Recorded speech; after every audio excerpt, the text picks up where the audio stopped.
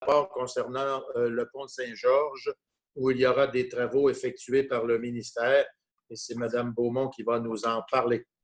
Alors, j'aurais besoin, pour présenter l'ordre du jour de ce soir, d'une proposition. J'aimerais que vous vous nommiez pour accepter la proposition de l'ordre du jour, parce que je ne vous vois pas tous sur mon petit écran.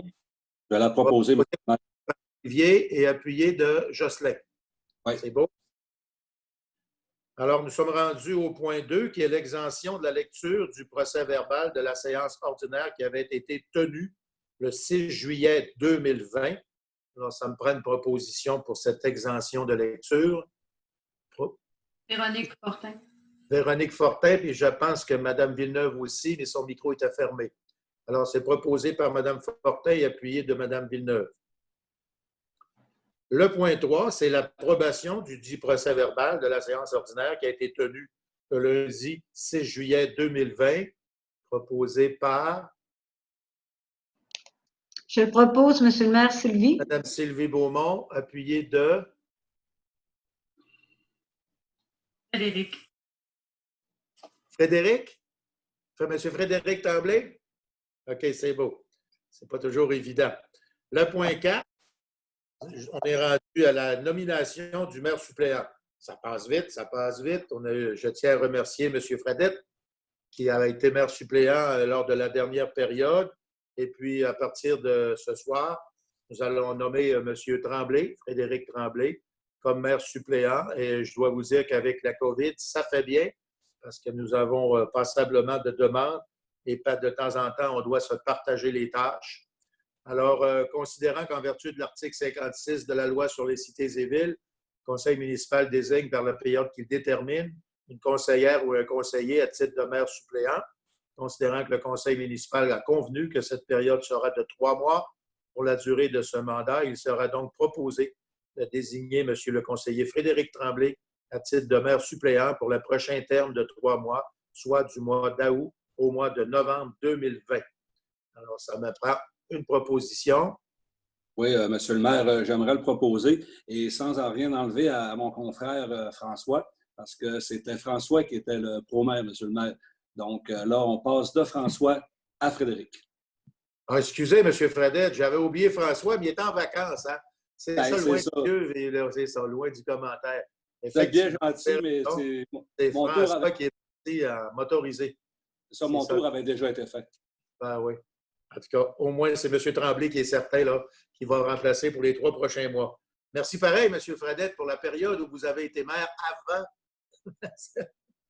Et ça me fait plaisir de proposer M. Tremblay ce soir. Oui. Hein. Moi, je peux l'appuyer. Le point 5. Tu as besoin d'un appuyeur, M. le maire, ou c'est seulement qu'un proposeur? Ça avait été proposé par Olivier? Non, Jocelyn, puis moi, je vais le seconder. Alors, secondé par Olivier Larouche. Le point 5, c'est rapport du comité consultatif d'urbanisme. M. Fortin. Merci, M. le maire. Donc, il est donc résolu d'accepter ce rapport tel que rédigé. Étant entendu que les dossiers relatifs au PIA et au zonage agricole, s'il y a lieu, feront l'objet d'une résolution distincte et que les dossiers de dérogation mineure feront l'objet d'une consultation publique et de résolution distincte à l'ordre d'une prochaine séance. Et bien sûr, le comité consultatif d'urbanisme s'est tenu le 15 juillet dernier. Donc, je le propose, M. le maire. C'est proposé par M. Fortin et appuyé de... Je l'appuie, M. le maire Sylvie. Mme Beaumont. Le point 6, acquisition d'actifs immobilisés, comité plénier du 6 juillet, M. Fredette. Oui, M. le maire, donc c'est pour faire une acquisition pour le service des loisirs et de la culture. Donc, le matériel pour l'installation d'une clôture en maille de chaîne brune, incluant l'ajout de 2 portes ainsi que l'installation, le démontage et la réinitialisation de l'ancienne clôture dans le cadre du projet d'agrandissement du parc canin auprès de plus bas soumissionnaire, soit la firme Clôturama de Saint-Nazaire pour un coût total de 5 089 taxes en sus. Donc, cette somme étant prise à même le surplus accumulé non affecté de la ville. Donc, j'en serai le proposeur, M. le maire. C'est proposé par M. Fredette et ce sera appuyé de M. ou Mme. Je l'appuie, M. le maire. M. Fortin. Le point 7, demande d'appui pour le passage numérique et pour la juridiction de la Cour municipale sur les routes numérotées. Alors, c'est M. Tremblay qui va nous faire cette lecture-là, qui est assez complexe ou longue.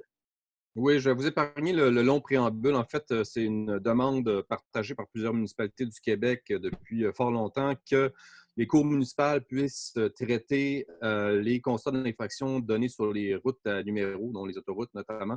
Et là, il y a un mouvement qui se recrée au sein des municipalités du Québec pour en refaire à nouveau la demande auprès du gouvernement du Québec et du ministère de la Justice. Et également pour qu'on puisse se mettre à jour, étant donné que toutes les opérations des cours municipales se font de plus en plus de façon numérique, donc qu'on accélère le passage au numérique au niveau, entre autres, de la numérisation des constats d'infraction, des photos, tout ça, pour alimenter les dossiers des cours municipales. Donc, pour l'essentiel, c'est pas mal le préambule. Donc, en ce sens-là, moi, je proposerais qu'on prie le gouvernement du Québec et le ministère de la Justice du Québec à revoir les ententes en vigueur relatives à la poursuite de certaines infractions pénales devant les cours afin de permettre que les infractions délivrées au nom du directeur des poursuites pénales puissent être déposées devant les cours municipales. Ensuite, de soutenir financièrement les cours municipales dans leur passage à l'ère du numérique afin qu'elles puissent acquérir pour répondre aux nouvelles règles de fonctionnement qui leur sont imposées. Et finalement, l'implantation et la mise en fonction des constats d'infraction électronique dans les autopatrouilles de la Sûreté du Québec partout sur le territoire québécois afin que les constats d'infraction, les rapports d'infraction, les compléments et les photographies soient versés de façon numérique dans le système informatique des cours municipales. Donc, on s'entend que tout ça, c'est dans une logique d'avoir une justice de proximité avec les citoyens, étant donné que les cours municipales sont davantage proches des citoyens, ont des heures plus flexibles que la Cour du Québec. Et finalement, on transmettra la résolution à plein de personnes, dont M. Simon Jolin-Barrette, ministre de la Justice du Québec, notre député de Lac-Saint-Jean, Éric Girard, au préfet de la MRC de Lac-Saint-Jean, à la Sûreté du Québec, soit M. Alain Girard du poste de la MRC de Lac-Saint-Jean-Est, et à l'ensemble des municipalités qui possèdent une cour municipale et à leur association, l'AGCMQ. Alors, merci, M. Tremblay. C'est proposé par M. Tremblay. Il est appuyé de... Je l'appuie, M. le maire. Appuyé de Mme Beaumont. Et j'en profiterai pour mentionner tous ceux qui sont en ondes présentement avec nous, de faire bien attention de tenir les micros fermés, les ouvrir uniquement lorsque vous prenez la parole, parce que ça peut arriver qu'il y a un peu de dérapage. M. Tremblay a été quelque peu bousculé dans son exposé, mais on a bien compris quand même, M. Tremblay. Alors, j'aurais une question, M. le maire. Oui, M. Fortin. Le point numéro 5, j'ai passé tout simplement le CCU, il n'y a pas de problème. Mais par la suite, j'ai 2 dérogations mineures qui n'apparaissent pas sur l'ordre du jour, mais qui apparaissent dans nos documents. Est-ce que je dois les passer ce soir? Si on regarde ce qu'on a fait tantôt au plénier. Oui, c'est ça, c'est en relation avec ce qu'on a fait au plénier tout à l'heure. C'est en relation Monsieur avec le Monsieur plénier. si vous me permettez, les dérogations mineures feront l'objet de la publication d'un avis, d'une consultation écrite et seront donc traitées lors de la séance du 8 septembre prochain. Oui, il fallait les mettre dans le Il n'y a pas de problème. Je vous remercie, M. Paradis. C'est beau, M. Fortin. Oui. Alors, on revient au point 8, qui est un mandat relatif à la poursuite des créances civiles devant la Cour municipale de la Ville d'Allemagne. C'est présenté par Mme Beaumont.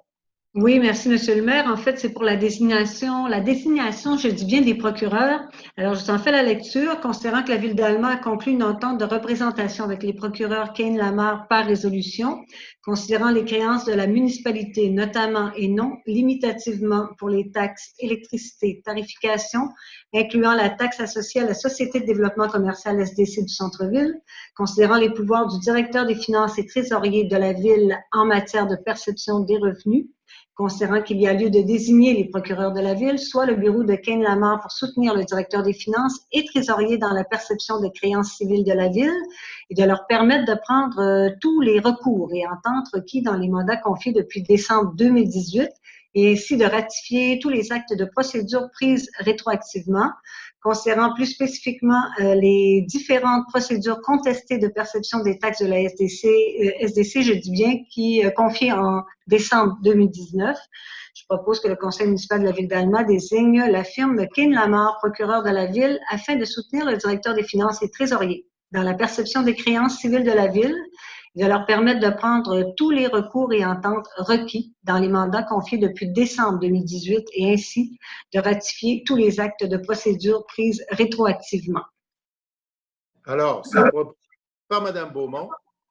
Maintenant, c'est appuyé par Véronique. Véronique Fortin. Le point 9, c'est la modification de la résolution 302-19-2020, ministère des Transports, travaux d'entretien d'été et d'hiver. Monsieur Tremblay.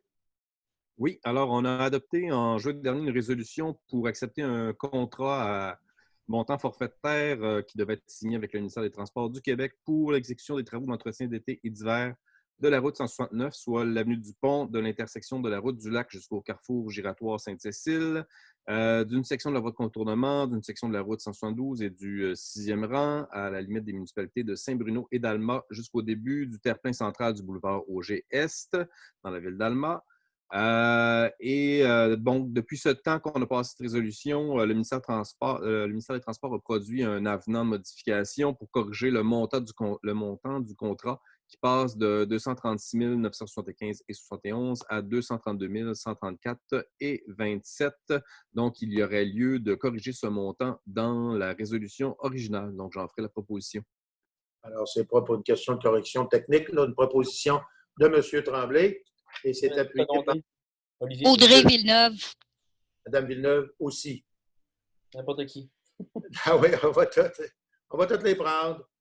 Le point 10, c'est une soumission. Souffleuse à neige détachable, Mme Beaumont. Oui, Monsieur le maire. Alors donc, souffleuse à neige détachable, comme vous le disiez. Alors, on est allé en appel d'offres public pour la fourniture et la livraison d'une souffleuse à neige détachable. La soumission suivante a été reçue le 22 juillet 2020 de l'entreprise JA Larue Incorporée de Québec au montant de 220 692,21 concernant le rapport d'analyse qui a été produit par le directeur adjoint du service des travaux publics concernant la conformité de la soumission reçue et les taxes appliquées. Je propose de considérer la seule soumission conforme reçue d'octroyer le contrat pour la fourniture et la livraison d'une souffleuse à neige de la firme JA Larue Incorporée au montant de 220 692,21. Les taxes sont incluses. Le tout conformément à la soumission reçue de vie descriptif l'accompagnant, d'autoriser le directeur des finances trésorier à emprunter au fonds de roulement une somme jusqu'à concurrence de 220 692,21, montant qui sera remboursé en 3 versements annuels et consécutifs. Et évidemment, c'était un besoin absolument nécessaire au niveau des travaux publics là, pour s'assurer de bien livrer encore une fois cette année là, tous les travaux de déneigement qu'il y aura à faire, en ajoutant évidemment là, ceux en régie là, de la municipalité du quartier de l'Île, qui maintenant fera partie des travaux que nous ferons en régie. Alors, vous en faites la proposition. Oui, Monsieur le maire. Appui, Monsieur le maire. Détaché, mais d'un montant qui est fort attaché. 220 000 $, c'est quand même pas donné. Proposé par Mme Beaumont. Et appuyé de... Qui va m'appuyer? Alain Fortin a nommé son nom. L'appui, M. le maire. Mme Fortin, oui. Je ne l'avais pas vu, Mme Fortin. Et M. Fortin, mais bon. Entre Fortin, on ne se chicanera pas. Dites-vous une affaire, j'ai une petite TV de 8 pouces à peu près, il faudrait que j'aille dedans.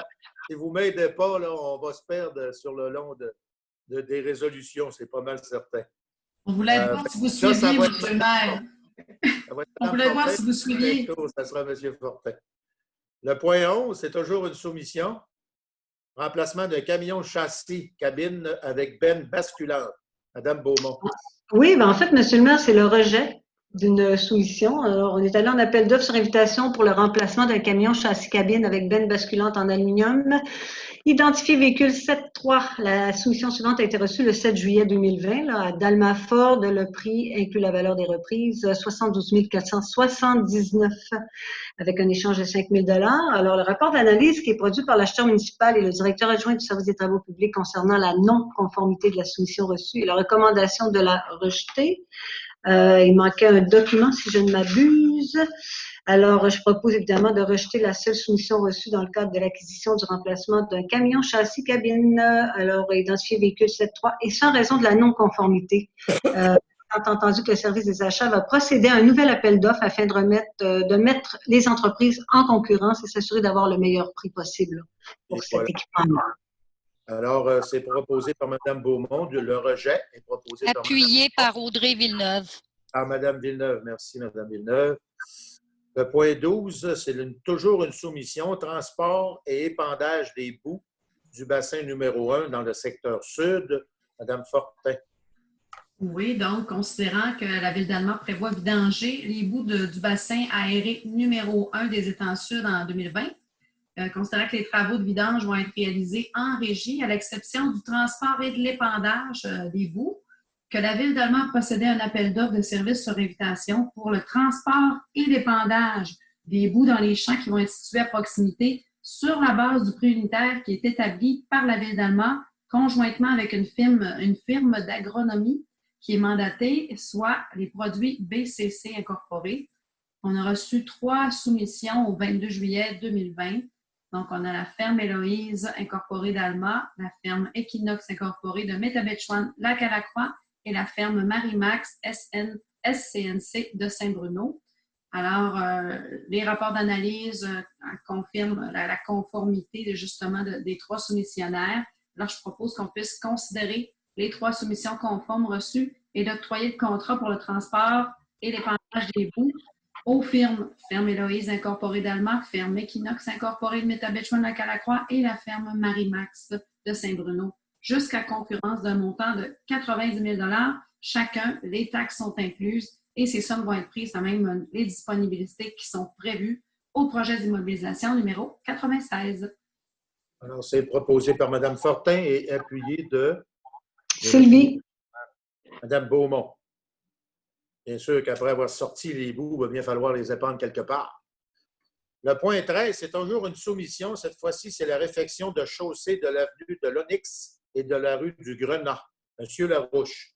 Oui, donc, comme vous l'avez dit, on va refaire la chaussée de l'avenue de l'Onyx et de la rue du Grenat. Donc, on est allé en appel d'offres public là, pour justement effectuer ces travaux-là. Et puis, on a reçu les soumissions suivantes. Donc, les prix que je vais mentionner sont tous avec les taxes. Donc, le premier soumissionnaire étant Excavation Boulanger Incorporée de Jonquière pour un montant de 234 008 et 7 sous.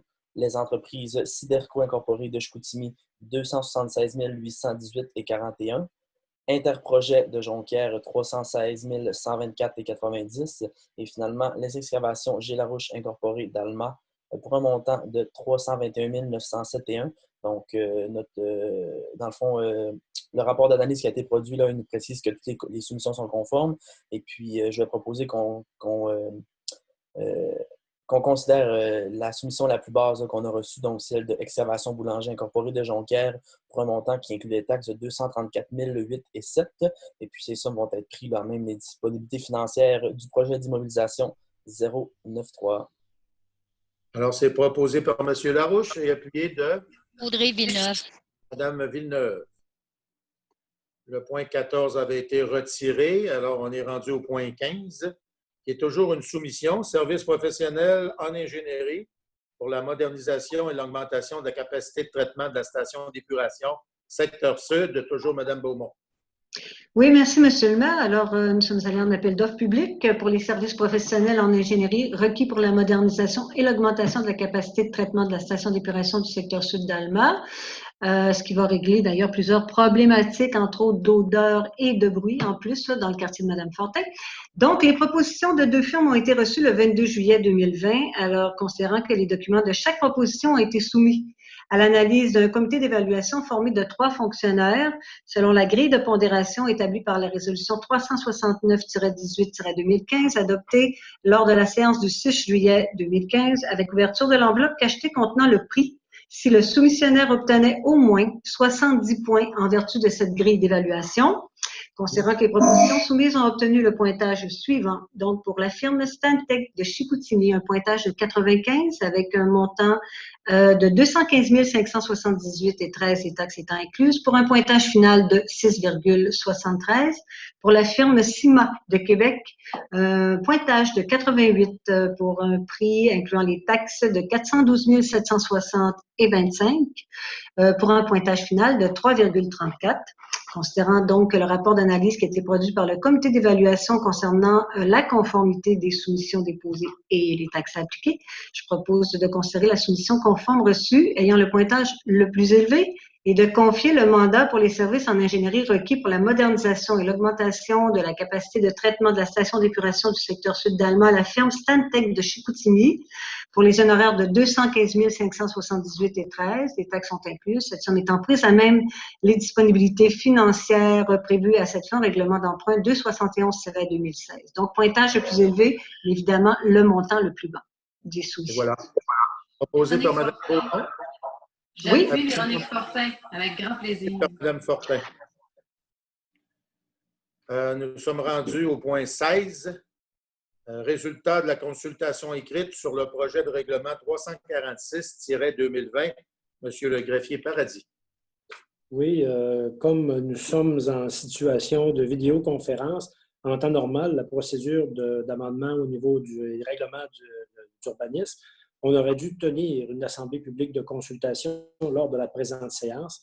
Par contre, le gouvernement a remplacé cette procédure-là par une procédure de consultation écrite qui a eu lieu du 16 au 30 juillet 2020 inclusivement.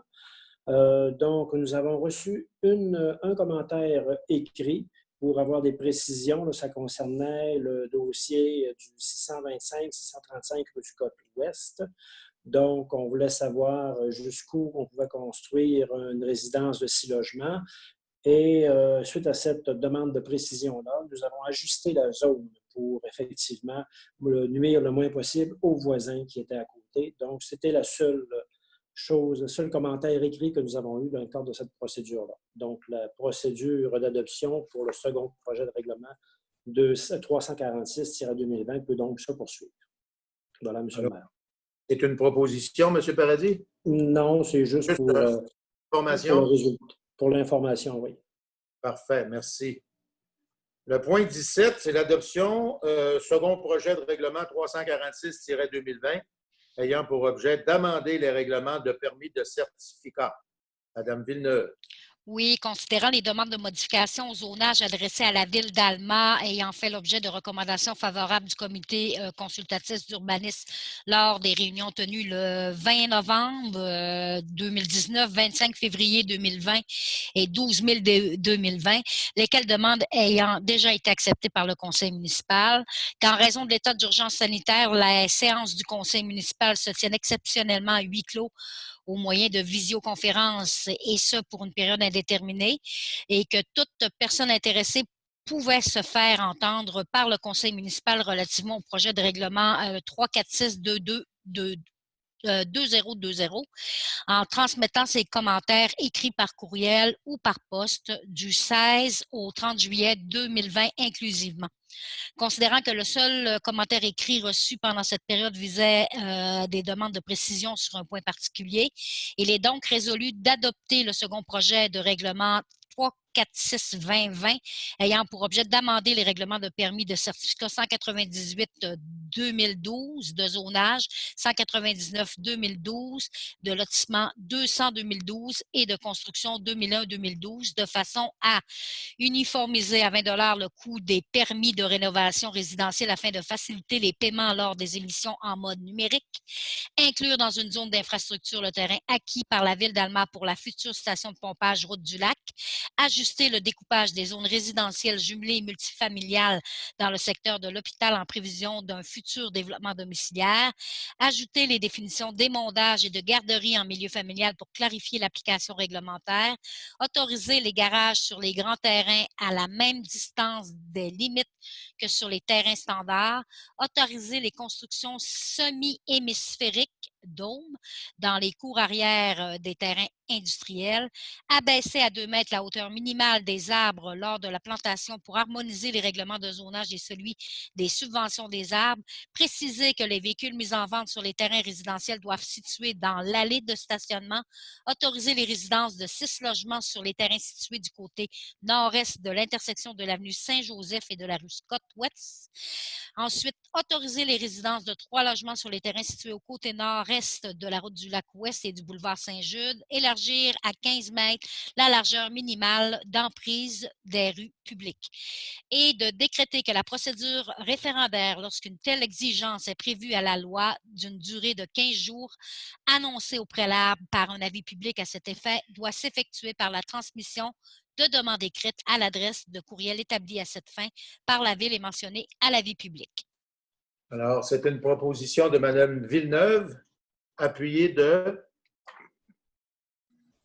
Véronique Fortin. Mme Fortin qui va appuyer. Et bravo, Mme Villeneuve, vous avez déboulé ça vraiment d'une manière professionnelle. Le point 18, avis de motion, un règlement pour objet d'amender le règlement de permis de certificat.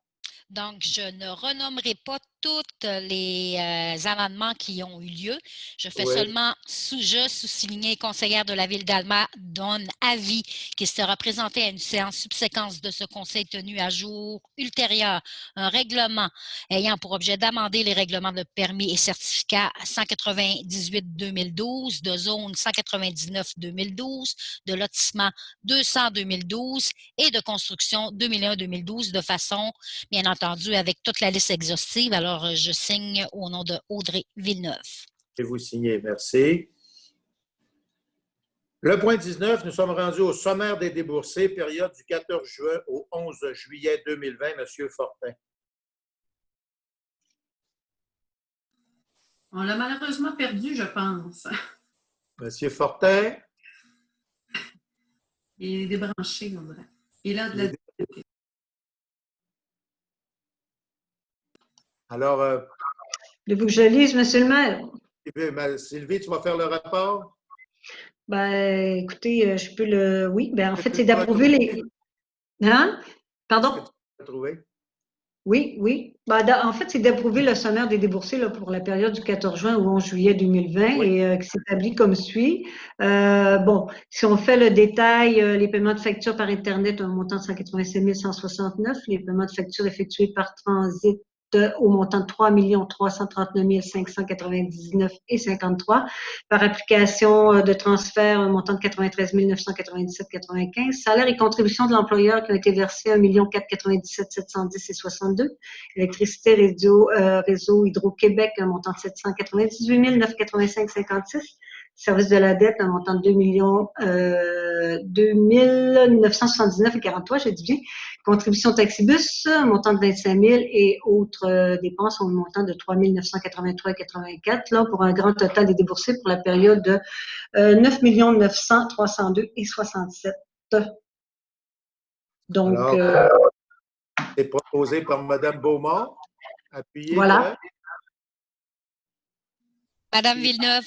Madame Villeneuve. Nous sommes rendus maintenant au point 20, pardon, qui sont les affaires nouvelles. Et le premier point, c'est un mot de bienvenue concernant le resto Le Charnu. Et c'est M. Fradette qui va nous en parler. Monsieur le maire, peut-être, excusez-moi, c'est juste qu'on avait le sujet qui s'était rajouté, la halte au niveau des vélos.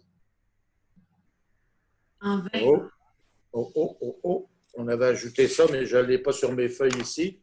Bien, moi, normalement, je la proposerais, mais là, je n'ai pas la résolution écrite là, devant moi. Concernant la résolution, on ne l'a pas non plus, la résolution? Donc, si M. Paradis peut m'aider. Oui, effectivement, on a reçu le rapport du service des loisirs tout à l'heure. Donc, c'est tout simplement d'octroyer le contrat pour la fourniture. Moi non plus, je semble si vous pas voulez, avoir... je l'ai devant moi. Là, j'ai le... Oui. Alors, allez-y, Mme Fortin, parce qu'on n'a pas le document sur la... Oui, donc une soumission là, qui a été demandée à une entreprise régionale qui a développé un nouveau produit qui utilise l'aluminium. Donc, qui va favoriser aussi l'achat local. Donc, pour des haltes avec rangement et charge pour bicyclettes électriques. Et cette entreprise nous a envoyé une soumission, donc Vélo-Voûte Chicoutimi pour un montant de 9 529,13. Alors, je propose d'octroyer le contrat d'acquisition et la livraison d'une halte de vélo avec espace de rangement et équipement qui va permettre la recharge au seul soumissionnaire qui est conforme donc au montant de 9 529,13 $, taxes incluses. Je vais l'appuyer, M. le maire. Alors, c'est proposé par Mme Fortin et appuyé M. Fadette. Alors, on s'excuse. Il manquait ce document-là dans l'ordre du jour. Et d'ailleurs, on ne l'a pas mentionné dans la lecture de l'ordre du jour. Je pense non plus. Oui, M. Paradis l'avait nommé, oui. Oui, il avait été nommé, fait que c'est le seul qui avait la résolution inscrite. Alors, on va revenir au point 20. Monsieur Fredette, vous allez nous parler du restaurant Le Charnu. Oui, M. le maire. Donc, j'avais la chance jeudi cette semaine, donc le 30 juillet, d'être dans ceux qui pouvaient déguster la nourriture qui est bien apprêtée, là, magnifiquement apprêtée au Charnu. Donc, c'est sûr que, vu le coronavirus et tout ça, donc on sait que les salles ne sont pas bondées, donc on doit garder la distanciation. Et donc, c'est le Charnu qui est maintenant à Alma et les gens doivent réserver, parce qu'on ne peut pas se présenter là comme ça et penser avoir de la place. Donc, on va faire la réservation. Et les deux propriétaires, donc le couple, M. Frédéric Dufault et Mme Audrey Girard, donc je les félicite et puis je veux leur souhaiter la bienvenue. Et c'est une chance qu'on a d'avoir ce restaurant-là ici à Alma, au 870 avenue Dupont, donc l'ancien Chez Bin. Et là, donc, ce qu'on dit, bon, on dit aux gens, bien, on a la chance de les avoir. Donc, il faut aller les encourager. Et c'est quand même près de 25 emplois que ces deux personnes-là, comme propriétaires, ont créé. Donc, on sait que ce n'est pas toujours évident là, par rapport à l'emploi. Donc, on lui souhaite la meilleure des chances et longue vie au Charnu à Alma. Alors, c'est bien. Est-ce que tu veux en faire une proposition? Oui, une résolution? Oui, donc une proposition de félicitations. Proposée par M. Fredette de félicitations et appuyée de Je vais l'appuyer. M. Tremblay. Le deuxième point, on va nous parler de la vitesse dans les rues. C'est Mme Fortin qui va nous faire le propos. Oui, bien écoutez, je reçois depuis quelques semaines plusieurs demandes de citoyens par jour. Alors, je pense qu'on a de nombreux citoyens, puis mes collègues pourront peut-être dire qu'ils le vivent aussi. Est-ce aussi contextuel dans le contexte de la pandémie? Dans la pandémie, les gens sont plus à la maison, donc plus à même de constater ce qui se déroule cet été autour d'eux. Et on m'a dit qu'il y a beaucoup de vitesse, principalement dans les quartiers résidentiels, les rues résidentielles, certains boulevards. Alors, moi, je fais la demande au nom des citoyens à la civilité, à la sécurité. Donc, je demande aux citoyens d'être plus prudents. Ce serait bien qu'on puisse mettre la pédale douce puis assurer une meilleure sécurité. Les gens sont plus chez eux, les jeunes jouent dans les rues. Et puis, ben, écoutez, on le dit, 50 dans les quartiers résidentiels, c'est déjà une vitesse assez élevée. Alors, il ne faut pas dépasser ça. Et puis, il y a toute une notion de bruit aussi. Donc, des fois, c'est la limite de vitesse, mais des accélérations poussées, les courses sur nos boulevards aussi, ce n'est pas unique à Saguenay. On en entend parler aussi dans nos rues. Alors, je demande aux citoyens de mettre la pédale douce pour la sécurité et la civilité dans nos rues. Merci. Effectivement, Mme Fortin, il faut y revenir régulièrement parce que c'est chronique. C'est un peu partout dans le Québec. On n'est pas plus poli et intelligent qu'ailleurs, mais sauf qu'il se fait des choses régulièrement. De ce temps-ci aussi, il y a comme une mode là, de peinturer l'asphalte, de belles petites lignes noires un peu partout. Alors, c'est ça. Il faut demander aux gens d'arrêter. Ce n'est pas ça qui rend heureux. Ça ne rend pas plus heureux de faire ça. Bien d'accord avec vous et c'est dangereux. Alors, on va aussi peut-être le mentionner à la Sûreté du Québec d'être un peu plus pointu. Dans certaines heures aussi, ça dépend souvent des heures. Il y a des grandes périodes où c'est très tranquille, où il y a des heures, on dirait que c'est un peu plus mouvementé. Et là, de temps en temps, ça prendrait peut-être une autopatrouille pour calmer le jeu, parce que c'est assez efficace quand il doit arriver une autopatrouille. Présentement, ils ont été sollicités dans le quartier Saint-Pierre. Alors, moi, je vois déjà une plus grande présence de la SQ aussi. Alors, ça va se traduire en amende, malheureusement, pour les gens. Si ce qu'on... Bien, il semblerait que ça aide à comprendre, malheureusement. Quand ça touche le portefeuille, on essaie de ne pas répéter. Puis, M. le maire, peut-être, si je peux compléter ce que Mme Fortin dit, parce qu'on sait qu'avec les travaux de la voie de contournement, ça affecte le quartier de Île-Maligne et de l'île. Et puis, Oui. il y a un détour qui a été créé pour aller à la ressourcerie par le chemin du Vallon. C'est très important, encore une fois, les gens, de ne pas aller trop vite parce que c'est une rue qui est quand même assez résidentielle avec beaucoup d'enfants qui n'étaient pas habitués d'avoir autant de trafic que ça. Que ce soit la machinerie lourde ou bien les autos, comme tout le monde on a, là, bien vraiment de faire attention et de ne pas dépasser le 30 km/h qui a été instauré là, en zone de travaux. Donc, c'est juste pour faire un petit point là, de mon côté aussi. Vous avez raison. Puis en plus, il y a beaucoup de trailers branchés sur des pick-up. Exactement.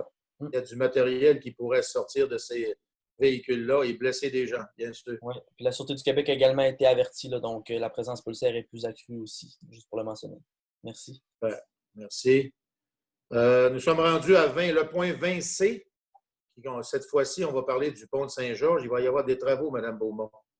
Oui, merci, Monsieur le maire. En fait, c'est pour aviser les gens du quartier Saint-Georges qu'il y a des travaux qui vont débuter lundi prochain, puis qu'il y aura à ce moment-là une circulation en alternance à compter de 8h30. Donc, on va laisser quand même là, la période de déplacement là, en début de journée libre. Mais à compter de 8h30, tous les jours, là, il y aura une circulation en alternance. Alors, on demande aux gens, évidemment, d'être patients, d'être prudents, puis de le prévoir dans leur déplacement, là.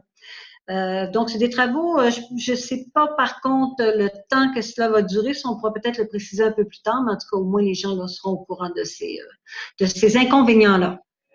Il va se trouver une seule voie de disponible à la fois. Exactement. Ben, en fait, c'est ça, c'est que les gens devront le faire en alternance sur une seule voie. Oui, il va y avoir des petites lumières d'installer, j'imagine. Alors, des lumières d'installer, beaucoup d'indications, mais on préfère évidemment aviser les gens, là, parce qu'on sait qu'il n'y a pas plusieurs sorties pour sortir du quartier Saint-Georges. Alors, s'ils prennent cette sortie-là, ben, qu'ils s'attendent peut-être à un petit moment d'attente là, qui sera plus long que prévu, que d'habitude. OK. Alors, on va pas pour ça de la chanson, de la musique. Alors, il nous reste le point 21 qui concerne en fait les rapports des comités du maire. Pour cette soirée là, que nous faisons là, virtuelle, il n'y aura pas de rapport de comité du maire. Je dois vous dire que nous allons revenir en public si tout va bien. On est presque installé présentement. Et puis avec, bien sûr, confinement et avec distanciation du public, mais on reviendra un peu plus à la normale pour le 8 septembre, qui est tout de suite après la fête du travail. Alors, pour le moment, il n'y aura pas de rapport ni de comité, des comités, c'est-à-dire et de moi-même, mais je suis convaincu, lorsque nous allons revenir à séance publique, nous aurons un survol à faire sur l'ensemble des comités et des personnes responsables de ces comités-là pour pouvoir éclairer un peu plus qu'est-ce qui s'est passé malgré cette pandémie-là qui, bien sûr, nous a freinés passablement, mais je dois vous dire que depuis quelque temps, on se rattrape quand même assez bien. Et puis la vie, entre guillemets, du travail, toujours municipal, est de plus en plus active. Et ça demeure que ça a été un moment difficile et qui est encore difficile. Alors, il faut rester solidaire, je pense. Alors, cette fois-ci, nous sommes rendus à la période de questions. Comme j'expliquais avant le début de l'Assemblée, vous pouvez poser des questions concernant les sujets qu'on a discutés ce soir, qu'on a passés en Assemblée, soit sur la page Facebook de la Ville ou sur notre site permanent, c'est-à-dire notre site Internet de la Ville pour les questions et on va donner des réponses soit directement sur ces pages ou donner des réponses à la prochaine Assemblée publique que nous aurons et qui sera le 8 septembre. En ce moment, on est rendu à la toute fin de cette Assemblée. Alors, je tiens à remercier tout le monde, remercier le Conseil aussi. Plusieurs sont revenus de vacances. Il y en a, je pense, qui vont partir en vacances bientôt au niveau de notre personnel administratif aussi. Et puis, au retour, on pourra parler quelque part de presque la fin de l'été. Ça passe tellement vite. C'est quand même un été qui est très chaud, qui est très difficile parfois, mais d'autres fois agréable. Alors, ceux qui ont eu leurs vacances dans des belles températures comme ceux-là, ceux qui se sont promenés en motorisé et tous ces agréments de vacanciers, eh bien, bienvenue. Et j'espère que vous avez pris des forces. Et au niveau des citoyens, bien, je continue à dire à tout le monde de se laver les mains, de garder la distanciation, même si le port du masque est exaspérant, il faut le faire. On est chanceux à date d'avoir un bon contrôle concernant cette pandémie-là, mais regardez ce qui se passe ailleurs. Regardez comme il faut ce qui se passe ailleurs et on n'est pas à l'abri de ça.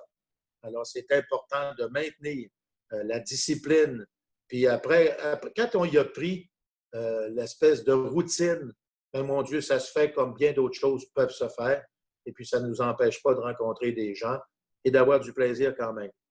Alors, on souhaite une bonne soirée à tout le monde, de profiter de cette belle été et d'être surtout prudent au niveau des véhicules. Vous avez vu tantôt les commentaires et c'est tellement vrai.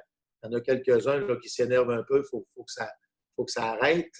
Et puis, continuez à vous protéger au niveau de la santé.